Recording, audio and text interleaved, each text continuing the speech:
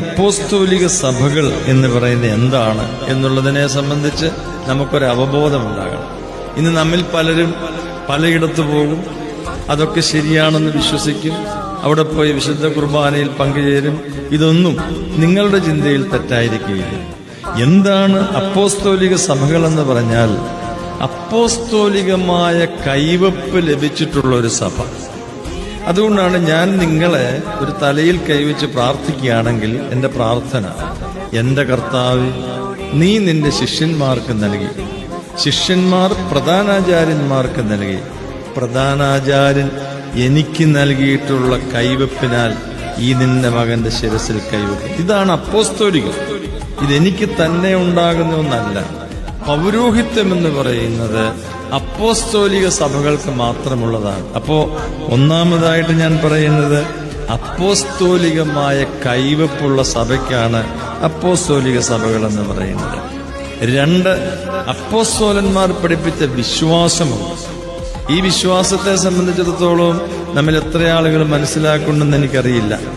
നമ്മുടെ വിശ്വാസത്തിന്റെ അടിത്തറ എന്ന് പറയുന്നത് എന്താണ്? നാം പലപ്പോഴും സത്യവിശ്വാസത്തെക്കുറിച്ച് പറയും. എന്താണ് പ്രിയപ്പെട്ട മക്കളെ സത്യവിശ്വാസം?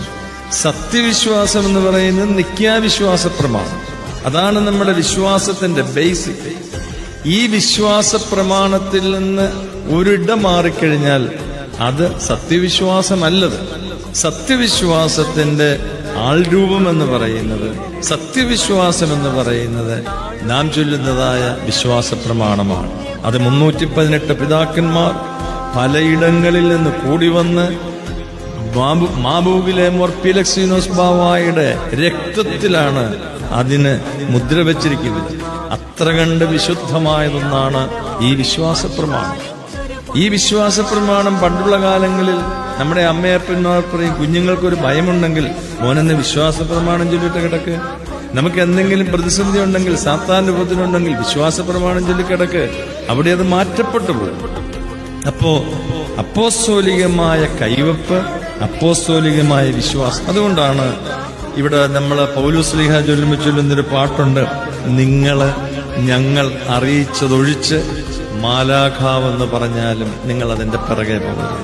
പ്രിയപ്പെട്ടവരെ, വിശുദ്ധ കുർബാനയെ കുറിച്ച് പഠിക്കുമ്പം നാം മനസ്സിലാക്കേണ്ടത്, അത് അപ്പോസ്തോലിക സഭകളാണ് വിശുദ്ധ കുർബാനയെ സെലിബ്രേറ്റ് ചെയ്യുന്നത്.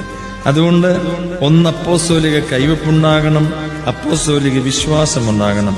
3, അപ്പോസ്തോലന്മാരുടെ ദൗത്യ നിർവഹണം. അതാണ് അപ്പോസ്തോലന്മാർ ചെയ്തതായ വിശുദ്ധ കുർബാന, പട്ടംകൊട, പള്ളികൂദാശ.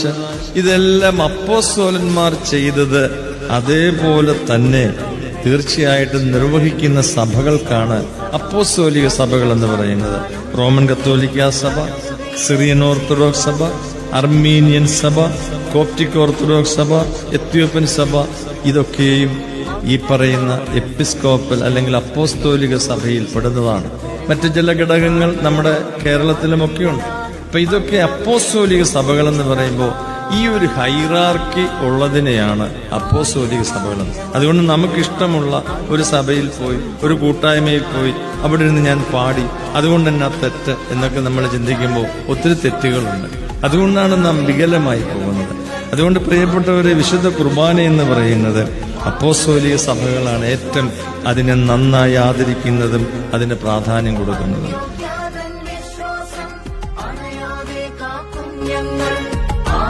ആണ്ടുകൾ പോയാലും മായുകയില്ലേ വിശ്വാസം, 1000 ആണ്ടുകൾ പോയാലും മായുകയില്ലേ വിശ്വാസം, 1000 ആണ്ടുകൾ പോയാലും മായുകയില്ലേ വിശ്വാസം. അന്ത്യോക്യാതൻ വിശ്വാസം അണയാതെ കാക്കും ഞങ്ങൾ, 1000 ആണ്ടുകൾ പോയാലും മായുകയില്ലേ വിശ്വാസം, 1000 ആണ്ടുകൾ പോയാലും മായുകയില്ലേ വിശ്വാസം,